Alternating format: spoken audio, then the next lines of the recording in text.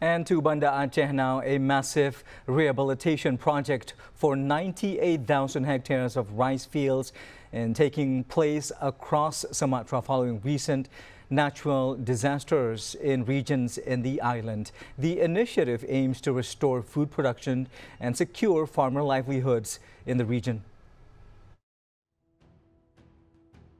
Agriculture Minister Andi Amran Sulaiman launched the post-disaster recovery project in North Aceh.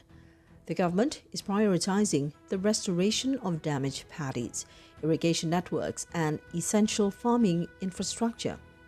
The move ensures affected farmers can resume production immediately.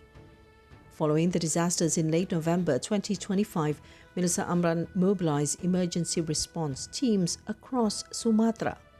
He says the state must take full responsibility for reviving the agricultural sector. The government expects the action to stabilize regional food supplies and return lost income to thousands of farming families.